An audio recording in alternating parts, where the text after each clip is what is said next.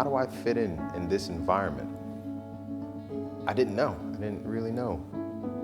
Being a police officer in today's day would either get me shot at or shot at. I've been in those careers that most people, would pay to be in. It just wasn't for me. I didn't feel any fulfillment. Where's the adventure? Where's the fun in that? You only get to live this life once, and you have to live it to the fullest of your capabilities. I joined the Marine Corps when I was 19. I had just had my first child, and I was out on my own. I always wanted to be a Marine. People always said that it's the toughest branch of service to get into. 2003 was my first tour, did 7 months in Afghanistan. I was really reckless in the service. I drank a lot, did a lot of drugs, was in the streets, running around. I didn't really see a window after that. What do I like? I didn't even know what I liked after I left the service. I went through a lot. I spent 6 months in massage school. I took the exam, the NYPD exam, I passed it. I was working at Home Depot at the time. I didn't want to be a cop.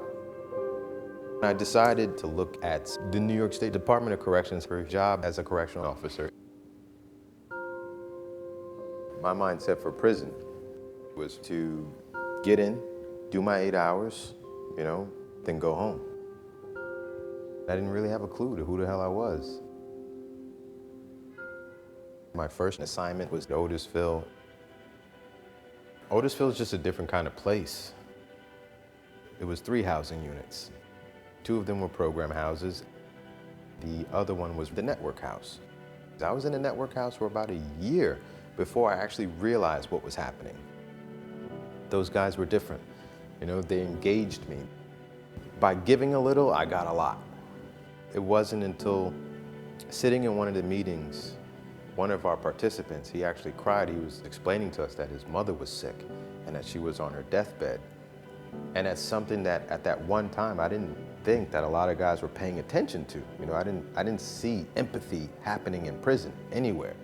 But when you watch a room of 49 other men, break down in tear because a man is hurting, I said, hold the hell on, something strange in this place right now.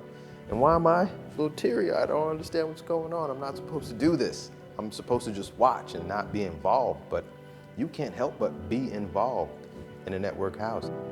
And that's what got me. It's hearing that somebody else is going through the same thing that I'm going through and how they're dealing with it. Or we're not that different. We're just not that different. And it began to help me, address things that I had going on. It's impactful, it's powerful. It's something that I learned while I was in network. I really started to put that introspection into my life and try to figure out who I am, what I'm capable of doing. Ann Williams is the director of Network Support Services. She called one night and she did say that they were looking to fill the position of executive director. And Ann said, Thorin, why don't you apply? I didn't think it was responsible for me to give up my pension and everything else that I had just worked for. I did it anyway. Yep, I jumped out the window with it.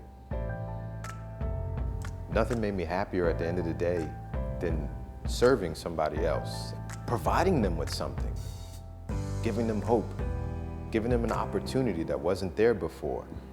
I get to treat men like men, provide the resources that they need to grow and become better men, and that to me was way more exciting than jumping out any plane or carrying a badge around. My name is Thorin Daye. I'm the co-executive director for Network Support Services. I've never been happier in my work. Network is a prison community where individuals in prison, they learn about cognitive behavioral therapies, and they really work on reflecting. Reflecting how their lives have been up until that moment, what brought them into prison, and what they would like to change about that so that they no longer come back. And it takes some practice. You're going to treat others with respect, and also you're going to establish and maintain a set of goals for yourself. We're working to prepare people to be members of society. And we teach them to build community, because it takes a community to get back into the community and hopefully become a stakeholder in your community. Not just be there, but make it better.